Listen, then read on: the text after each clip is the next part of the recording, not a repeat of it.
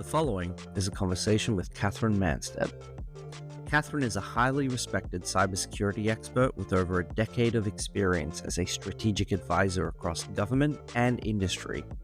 She's currently the Executive Director of Cyber Intelligence at CyberCX, Australia's leading cybersecurity company, and is also a Senior Fellow at the Australian National University's National Security College. Katherine shared with us her insights into the shifting dynamics of cyber warfare, the role of misinformation and disinformation, as well as striking a balance between security and privacy in the digital age. Thank you, Katherine, for your time. Subscribe to the Bytes podcast for more conversations like this. Katherine, what does your morning coffee look like as the Director of Cyber Intelligence? What is cyber intelligence? How do you prioritize your time? I was going to answer that literally and say double shot, all the caffeine. But that's a great question. I think for me, a morning coffee symbolises two things that I like to do. One is coffee is always best spent if it's spent with colleagues. So for us in the Intel team, morning coffee, often we grab it together, and that's the first time where we start to swap notes on the threat landscape, which never sleeps. There's always interesting developments overnight and in the morning, and generally it's that early time in the morning where the team is trying to understand what's changed in the environment, what the so what is, what the impact is for Australians and our customers, and often that's best done over a coffee. But the other thing for a coffee for me is grabbing a walk and a bit of fresh air as well, because all of us in cybersecurity, it's a go-go environment. You can never do enough for your cybersecurity in a sense, right? Because it's a never-ending battle. But sometimes that step away, that context, that space, that critical thinking that comes with a bit of caffeine, that's also really important, particularly in an intelligence role as well. We can come to what that looks like, need a bit of perspective. So how do you prioritize, I guess, with all of that just influx of information that you and different members of the team are getting throughout the day? What does the morning sort of, well, this is the thing I want to talk to them about. How does that come about? Comes in part from the structure of the team. So we structure ourselves in a kind of in some sense, a purist intelligence structure where we have a lot of people in the team who are assigned different collection buckets that they are going to spend the morning looking at. So that might be something like what's happening in cybercrime, what's happening in terms of incidents that we're seeing broken down by different sectors across the economy. What are we seeing in terms of new or interesting tradecraft? What are we seeing in terms of active campaigns or indicators of compromise that we might need to take action on really quickly to keep our customers safe. So that's a part of the structure of our intelligence team. Is different people have different responsibilities for different sources, different thematics, different sectors of the economy, so that we kind of come together and form a bit of a hive mind, because there's a lot of different skills and talents in the team, but it's also a huge amount to get across. So we have to be really quite segmented in how we do that, and then also quite ruthless in how we prioritize, which is where your other point was getting to. A lot of things change, but maybe they don't actually impact our threat environment. Maybe we don't need to change our controls or change our way of doing business. So we really focus in our team on the kind of the urgent tactical bits and pieces. Is there an active campaign? Is there an indicator of compromise? Is there something our customers need to change immediately? Or maybe there's a change in the environment that's a bit more slow burn. It goes to the broader context, the broader strategic environment. Maybe we're seeing tradecraft from one of our favourite threat actors change a little bit. We don't need to do anything right now, but we might want to incorporate that into threat hunts or training packages, or even how we report and communicate up to a board. So different buckets and then different actions. And is that just, model to see if other threat actors are then copying similar tactics, and then the tactics overall are evolving? Yeah, that's right. And there's nothing we love more than picking out a bit of a trend, because so intel is often about understanding what's happened in the past. Why did this happen? How did it happen? Who did it? But it's also then about trying to understand our way into the future, because it's all well and good to go, hey, that's what happened a day ago or a month ago, but what do we actually think is going to happen tomorrow, in a month, in a year, so we can get prepared? I guess it's kind of interesting. When we spoke to Nick Klein in the DFIR, practice, he was saying, the TTPs for some AVTs don't change that much. So when they do change, it's like super interesting, and that's when you can sort of pick apart what's happening in the sector. Do you think that? Oh, sorry, please go. Oh, no, I was just going to nerd out and say that's right. The TTPs are often like, once you're onto a good thing, right, you're going to keep using those TTPs. And alarmingly, frankly, often even now, more sophisticated nation states use some relatively simple tools of the trade because they work. But what I would say is we don't just look in the Intel team just at the TTPs, just at that tradecraft. We're also going out broader to understand what are the objectives. So if you are a nation state, what's your why? Why are you targeting Australian organisations? What do you want? When is that going to change? Is a particular geopolitical shift like a war or a diplomatic dispute or some other type of regulatory change, is that going to trigger a bit of a change in the targeting pattern or likelihood? And we in Intel always talk about likelihood and impact. We can come back to that. But we go a little broader than our DFI, our colleagues as well, in trying to understand some of that context. And that's where the team starts to get really excited, that marriage of the technical and the tactical with the strategic as well. And how much do the different motivations of different threat actors, I guess, whether they be just general cyber criminals, ransomware gangs versus those state actors and state nations have a clear goal, how, I guess, common are the tactics across the motives that they have? Yeah, I mean, we see a lot of overlap, right? And we also increasingly, and this makes detection hard, we see overlap not just in the tools of the trade, but sometimes in the people. You have people who might moonlight by day, they're an intelligence operative, by night, they're a cyber criminal. And we also see a lot of our nation state adversaries sometimes outsourcing to the private sector. It's not just Western democracies that have a bit of outsourcing. So too do some of our authoritarian adversaries. It's just they're outsourcing malicious cyber harm. But there is a lot of commonality in the tools, and sometimes that's actually a heartening message for cyber defenders, because it means that you can place a bet against a particular bit of tradecraft, try and get better against it, and you're both combating your financially motivated cyber criminals and your geopolitically motivated nation states. Some of the things that we see really commonly across all of them, exploiting public vulnerability. So everyone gets really excited in the cyber industry about the 0 day. And sometimes there's a place for that. But generally we see our nation states making a lot of hay out of publicly disclosed vulnerabilities really quickly. Stolen credentials as well, something that we see cyber criminals buying and selling, nation states using, criminals using as well. I think that was the thing that Alistair highlighted, is there is a degree of the lowest calorie burn for these criminals. So they're not going to spend their time doing 0 days and stuff if there are plenty of publicly available vulnerabilities and CWE registers that they could easily just kind of start poking around in and see if they pay any dividends.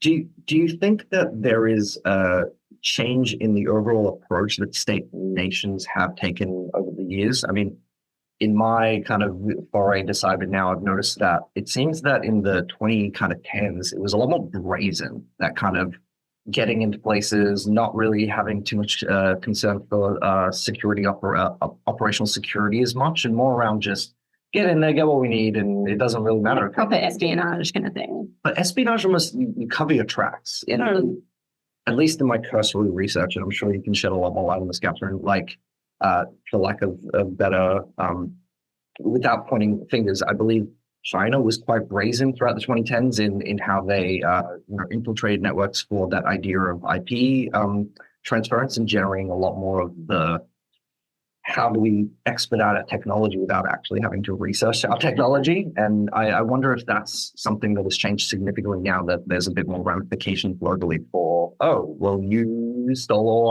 our IP and profited off it. How is that a thing? Yeah, I would love to agree with you there and go, because I think the premise in your question there is that nation states like China kind of get embarrassed when they get called out for engaging in malicious cyber attacks. I'm not sure that they do. And if anything, I'd say we've seen them, and this is a little bit of what you're alluding to, we've seen them get better. We see now kind of living off the land techniques where there is that real focus, and Volt Typhoon, which is a particular kind of Chinese nation state group, is really good at living off the land. So they're really kind of getting in the way of any ability to detect them. They're having long dwell times in systems. And Volt Typhoon as well isn't just principally known for espionage. It's also known for pre-positioning for destructive attacks. I think that's something that's changed since 2010 too.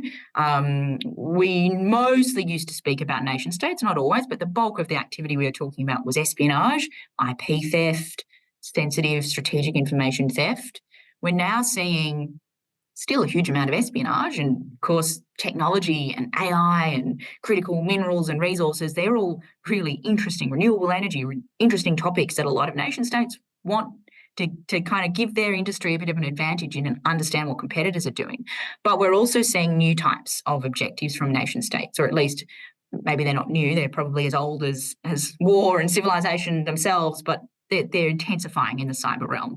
Things like pre-positioning for sabotage, things like hacking and leaking. So not just, I call it espionage, and it's not just kind of taking the information and kind of getting situational awareness. It's then using that information for coercion or influence. We see, and this is a big concern in Australia in particular, not just espionage, stealing state secrets, but sometimes stealing personal information, particularly if it relates to diaspora groups, perceived dissidents coming from foreign governments or foreign countries. And we see that kind of mission being assigned to our cyber hackers, which for me, that's a really concerning one, right? Because that's not just money, that's human rights. Human rights, yeah, absolutely. Not long ago, Mike Burgess from ASIO upgraded Australia's terror threat from possible to probable. Do you think a lot of Australians would be surprised to know that the foreign interference aspect of that can be on the cyber warfare front rather than the physical terror front? Yeah, that's a great question, and I think there's a couple of things happening there. So, even before, so it was about last Monday when we upgraded that terrorism threat, which that's really looking at kind of like political violence, which usually at least until this point, we really are talking about the physical realm there. But the ASIO, our security and intelligence organisation, has been warning for years now that the principal threat we face is foreign interference and cyber related, which is a real change from kind of the post-September 11 kind of approach that we had, where we were focused primarily on terrorism. We have seen, a bit of a refocusing towards that political violence, political extremism in the last week. But even so, a lot of the drivers for that change, and according to the Director General of Security, Mike Burgess, is related to some cyber-enabled factors. He spoke a lot when he was making that change around cyber-enabled social media commentary, divisive narratives online, the way in which kind of some global conspiracy and extremist issue-motivated groups are kind of exacerbating domestic polarisation as well. So in some sense, it is connected, but we haven't seen too much overlap between those types of groups. We haven't seen too much overlap of the cyber meets that political violence yet. I suppose we're looking into, like you said, with the social media echo chambers, with misinformation and disinformation is probably the sort of bigger threat to the public and their perception. Yeah, absolutely. And has a capacity to influence and degrade democracy just as much, frankly, as sometimes we might see we often think in terms of the big bang of war or conflict or economic coercion, but sometimes it's that slower burn of changing views, of deepening divides within society that can also really damage our national security and our social cohesion as well. How important is that kind of misinformation, disinformation, dissemination to that end goal of foreign interference and like attacking your enemy? Is the erosion of social trust and public discourse a key element within that kind of stuff? Yeah, I think so. And what you're touching on there too is like, what's the end game of like, what if I'm an authoritarian government who decides to do some disinformation? What am I actually trying to do? And interestingly, we saw maybe 5 years ago, often propaganda and disinformation attempts from foreign governments were focused on just amplifying their narrative. So if I'm Yeah. Yeah, their message. So like I'm thinking about the Chinese Communist Party, I'm pro-Chinese Communist Party and I'm against democracy, for example. What we're seeing now is more authoritarian countries adopt the Russia-style playbook of not just trying to amp themselves up and trash talk their enemies, but amplify division. And unfortunately, and for reasons not related to foreign interference, there's a lot of division and a lot of distrust in Western democracies in Australia at the moment. The US probably is on the leading edge there, but Australia's playing catch up. We see foreign governments not necessarily creating that division, but exacerbating it, amplifying it.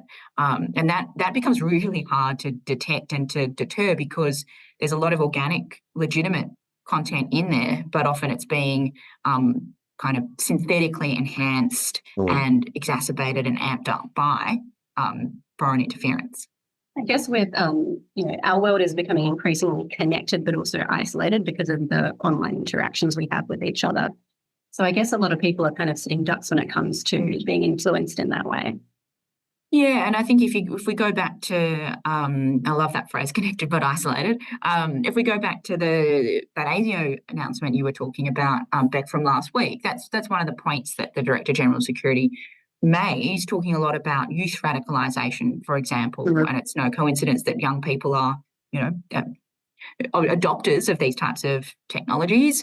So there's absolutely something there that we are in a kind of interconnected, very highly networked society, but at the same time there are fissures and fractures that we perhaps haven't seen, at least to this extent, before. All of that plays into this conversation around foreign interference. And there are cyber dimensions too, but mostly we're in the realm of cyber-enabled, not kind of cyber attacks when we're talking about this type of mis and disinformation. I think that's a great point, Katherine, because it's not necessarily that you need the technical ability to do that stuff, but you're abusing the cyber infrastructure that we're all kind of a part of in that digital society we're all taking part of. It is interesting to me how observable it is in some respects. Like you can go on Twitter and just type in with the quote marks as a AI language model I'm not allowed to, and you'll see hundreds of posts of people with actual profiles trying to sway public opinion because one person with a GPT is connected to 100 profiles saying denigrating news about Russia or Ukraine or whatever. And they haven't commented out the and dialogue. haven't quite figured out how to prompt it correctly. So it is interesting how almost in front of our eyes it is, but it's this kind of slowly chipping away aspect. Can you think of a most notable example of whether it be state-sponsored or otherwise, crime that have that kind of long game approaches, whether it be that slowly inseminate false information or like retain access for a long period of time to then pull the trigger? I love this question, and there's so much to unpack here. I think the first thing I just wanted to observe is you're picking up. I love the fact about, sometimes in our cyber world, we're often talking about cyber attacks. So people breaking systems, right?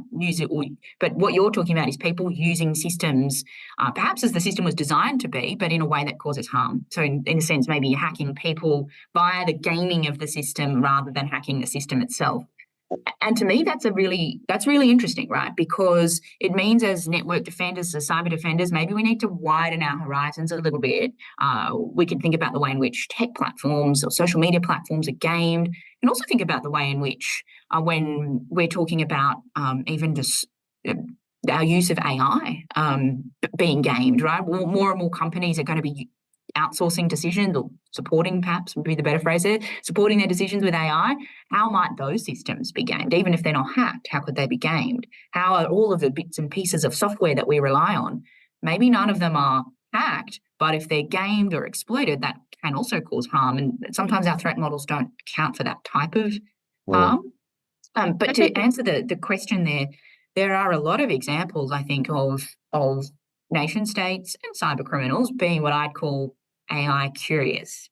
And that shouldn't surprise us, because I don't think many of us have walked around an organization or seen a CEO recently who hasn't said something like, oh, what are we doing about AI? Let's get that on our agenda, right? The good guys are AI curious, so are the bad guys. Just last month, for example, X, after the US Department of Justice did an attribution to Russia, X took down about 1,000 accounts that were part of a generative AI kind of powered disinformation campaign. we're also seeing generative AI being used not just for that mis and disinformation, but to help the bad guys get better at things and get more scaled up at things like phishing, for example, when it comes to the actual cyber attacks. So we'll see more. We're seeing really just the tip of the iceberg.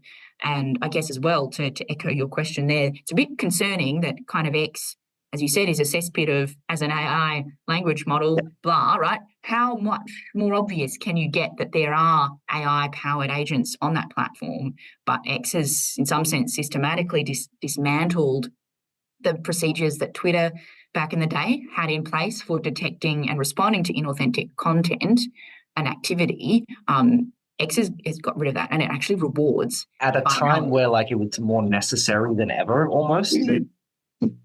Yeah, and that's not me saying we need censorship by any means. It's saying it's about, often I think the more effective ways of addressing this is thinking about who's an authentic player and who's not. Now, if you're an authentic player, you're a real human in a particular democracy, you are allowed to have as crazy a view as you want, right? And sometimes those crazy views are vindicated by history. What you're not allowed to do is kind of hide behind personas or lie or use AI to overstate your cause and pretend that 100,000 people believe a particular point of view when in fact only one person does, or no person. I thought it was interesting because I have an old Twitter account or X account, and at one point I employed a if this then bot to just retweet interesting articles, and I would actually select the websites I wanted to come from. I also physically interacted and administered my account as usual. And it got banned earlier this year. And I thought, wow, I'm actually a legitimate user with a legitimate face and a legitimate profile, and it's linked to a whole bunch of other highly used profiles of mine. And yet all of these AI bots were allowed to sort of skate through until very recently. And that to me was just a bit crazy. I love it. I also love the level of deep nerdery that you displayed to set that up. Catherine, if I can't automate it, I'll find a way how.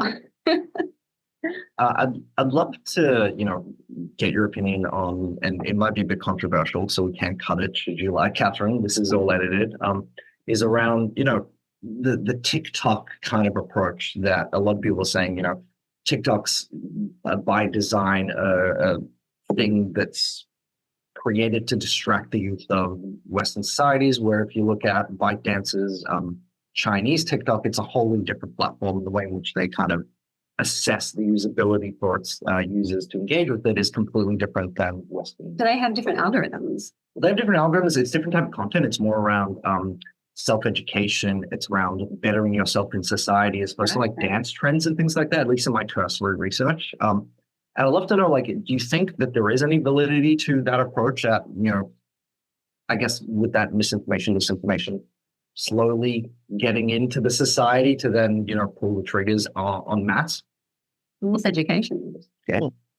So I think there's some really interesting things to unpack here. Starting really broad, I think in general, social media is broadly untested, unexperimented with technology that we've kind of just flung onto people without really understanding the consequences. And often these are technologies, platforms built by profit-motivated companies that have a lot of interest in people's eyeballs staying on their platform, and they've got a lot of interest in kind of virality and engagement and contentiousness. Some of those things are maybe anathema to democracy, to deliberation, even to kind of children's kind of safety and development as well. There's a great book that came out earlier this year by Jonathan Haidt in the US, and he likens the way in which we've just embraced social media in general without even distinguishing between the platforms as though we kind of, or parents said, okay, our kids can go to Mars without our supervision, without us doing any health and safety checks. Let's just send them to this new environment.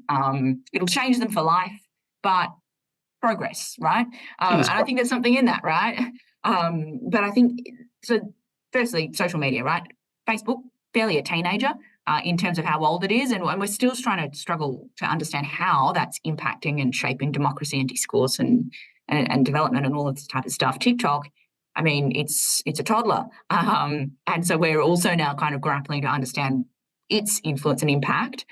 Just in general, let's hold aside from the fact that it's built and designed by a Chinese entity that has potential links to the Chinese Communist Party.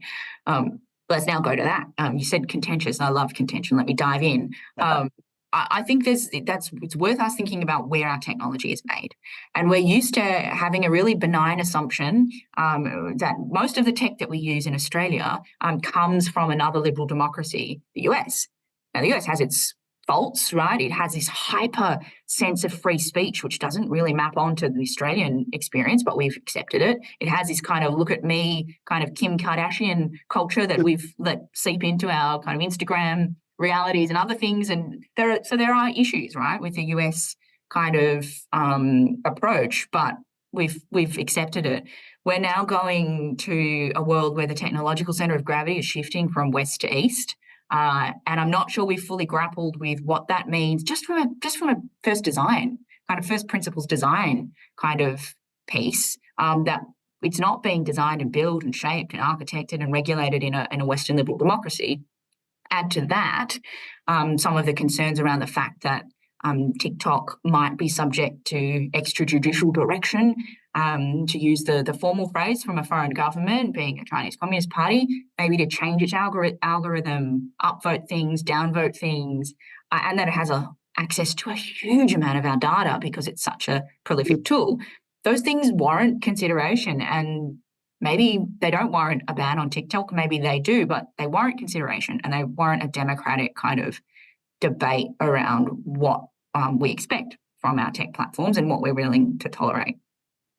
It's also interesting because I suppose the conversation is very heavily centered around that ownership part of the company and is less around the social media aspect more broadly.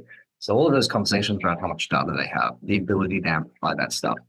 It's the same for Facebook, it's the same for Instagram, which is Meta, but we don't necessarily put as much potential conflict that may arise from that, even though they are. Everyone's boxed into that one little nugget of information, and that it's got ties to CCP. And the social media conversation isn't really the one being had. It's around the ties and how that motive and what they can do with the information. But to me, the same thing goes for Facebook. Like, they're effectively aggregating all of our personal info, all of our chats. They know a lot more about us than probably an average government does at this point in time. So yeah, it is interesting to me that it can, in a way, almost the foreign interference aspect, not distract, but almost muddy the waters between what are two very separate conversations, combining them into one. I wonder if it's because, we've got this digital native part of society that just think it's completely normal to overshare and to use these social media platforms. And then you've got the, I guess, older generation that are trying to say, yeah, wait, but the ability to understand the why isn't there. So they do capitalize on the whole, okay, but this one is owned by a foreign entity that may or may not have be a problem for us, rather than the actual dissemination of the information itself and how it works.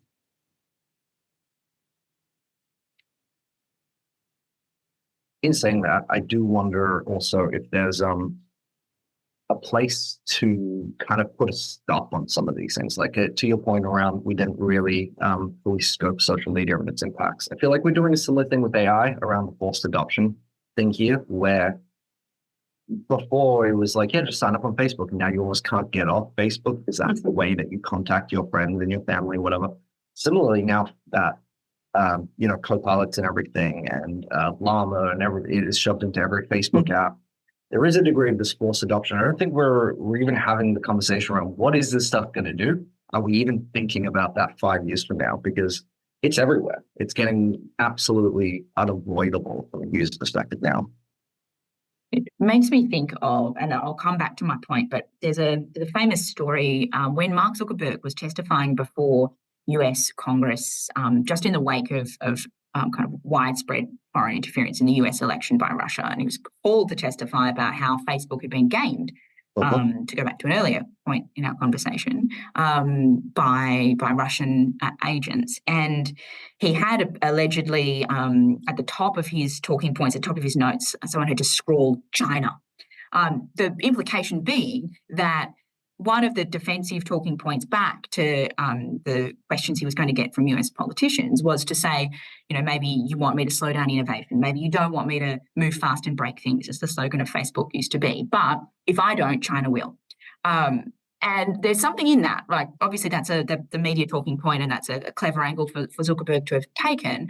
But I think it's also showing something that we, as much as we would love to, as regulators, governments, single countries, no one controls the development of AI. And once the AI genie is out of the bottle, you can't necessarily slow it down. You can think critically about how you regulate companies within your borders or within your allies and partners' borders in a multilateral sense. You can think really critically about safety, about how you will deploy it and how you won't within an organisation, what decisions you'll kind of let AI be part of and what you won't. But there's no kind of putting that AI genie back into the bottle. And that, in some sense, is, it's a little bit scary, but it also means that the option in my mind isn't just to go, well, let's wind this thing down. That was a bit of a reaction a year or so ago to say, let's just suspend development, because some countries or some companies might suspend the rollout, might suspend a little bit of innovation, but not everyone will. And I think actually the more we lean into it, the more we're reserving ourselves a bit of a seat at the table to shape AI, the basic research, but also more importantly, the applications we're using it for, the safety guardrails that we put around use, the expectations we put, not just on tech companies, but everyday companies, everyday governments that are bound to start using AI more and more than they have been to date. And user understanding as well. I mean, in using some of these tools in their varying capacities, like there is a whole unmoderated side of the generative AI tooling where, like, if you just go on Discord, you can find hundreds of Discords where all of these side channels are generating very questionable content. But I guess the moderation is up to the moderators of that Discord server, not Discord as a whole. And so, yeah, I do feel like there are a lot more cracks where some of this nefarious content may begin showing up, which is going to be an interesting way to see how that kicks the social media beast into another kind of evolution that we are yet to kind of face, I suppose. The scale, right? And this is what we always talk about when it comes to digital technologies. We always say the scale is unprecedented. That to me is really where, at least for the kind of early generation generative AI that we're seeing, and one of my colleagues has written a fantastic blog on this, which you can see on the CyberCX blog, called The Flaw in AI Risk.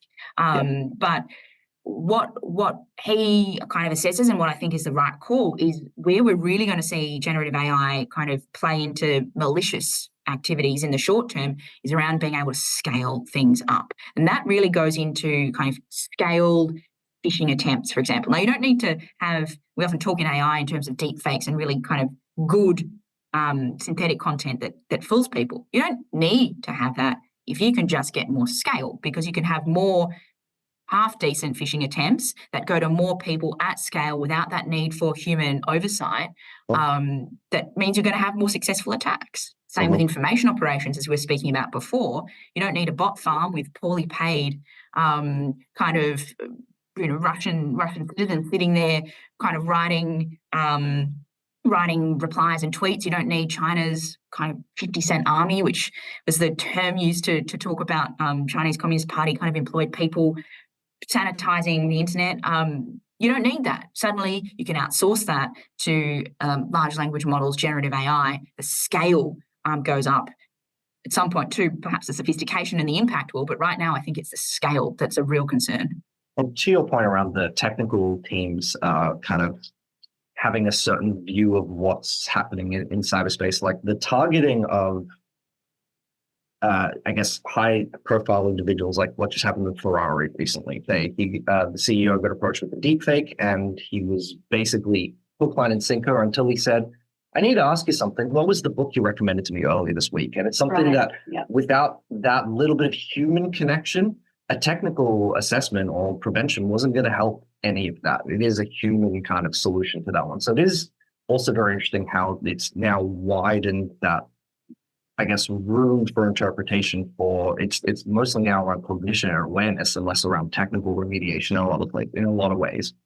But you know what I love about that? It goes back to humans actually being kind of important and humans being quite smart, regardless of what kind of the AI enthusiasts of some stripes might tell you, that the solution to a technical problem, AI being used in a malicious way, actually comes back to humans. It comes back to people having that skepticism, having good policies in place for payments, for example, before they fall victim to a deepfake.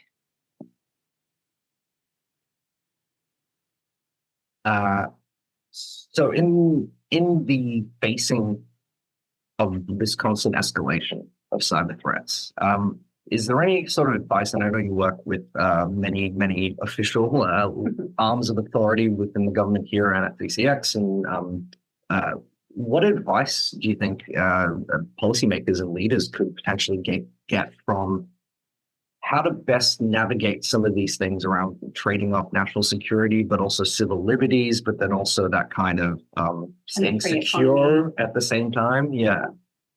Only the big questions. Only the big the questions. Friendly Fishing Just end it podcast. on, you know.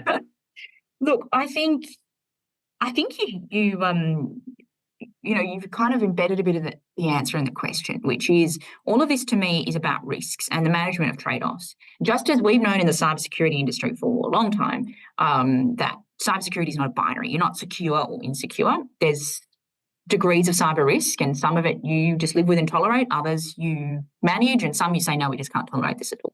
I think it's the same with these broader national security questions, right? Like if we think about, from Australia's perspective, the decision to exclude Huawei from the rollout of our 5G network, that was one of those decisions where, for a range of reasons, the government said, no, this is a risk that we just cannot even tolerate, right? Not even going to let this particular vendor participate because the risk is too high.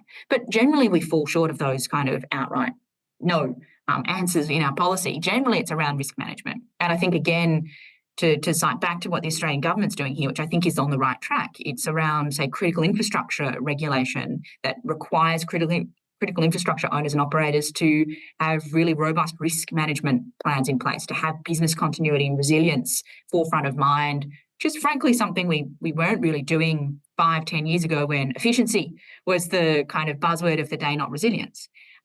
Similarly, with our corporate sector, our regulators now, our corporate regulator, our banking regulator, they're all way more focused on risk and risk management and holding boards and executives to account if they don't kind of really take risk management seriously. So that's my answer. I guess it's a bit of a, probably not really unraveling the mysteries of the universe, but it's taking a risk-informed approach. Absolutely. And what information do you think provides? Actually, sorry, I won't ask that one. Do you want to do the little sorry, Katherine. I'm conscious we only have you for like 2 minutes left. Sorry, I'm putting you under pressure.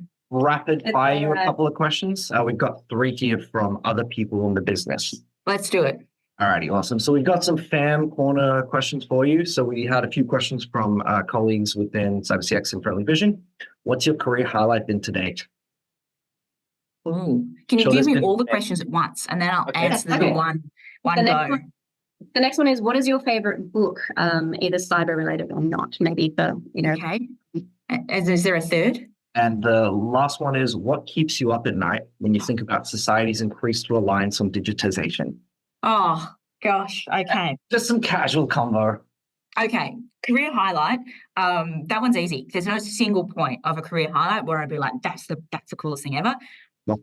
Very honestly, the career highlight for me is getting to come into work every day with my team of intelligence analysts. They are the smartest, kindest, funniest, most curious kind of truth seekers I've ever met. And there is not a day where I don't feel, on the one hand, very stupid because they'll correct me relentlessly, but on the other hand, just heartened that there's a bunch of people who care about the mission, who are trying to really unravel some of the mysteries of the cyber universe and do it with a lot of heart and enthusiasm. That is where it's at for me.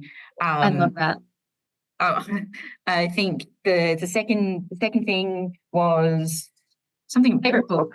Favorite book. Oh, too many to list, but one that I'm on a recommendation kind of blitz at the moment for is Thinking Fast and Slow by the now late Daniel Kahneman. Don't agree with everything in the behavioural kind of science, behavioural economics movement, but that's a book that really kind of changed how I approach a lot of problems and helped me come up with some new frameworks and structures. And I'm all about frameworks for analysis and thinking. That's awesome. We'll have to check it out. And the last one was, what keeps you up at night? Keeps me up at night. Society's increased reliance on digitalization, obviously looking at CrowdStrike that recently just happened and things like that. Yeah, I think for me, what keeps me up at night is the idea that it's really hard to deter a lot of the bad things in cyberspace. Cyber criminals, hard to deter because they operate from offshore havens that are beyond the reach of Australian and even US law enforcement. Nation states, hard to deter because cyber and information, the spaces we've been talking about, really gives them that veil of plausible deniability to hide behind.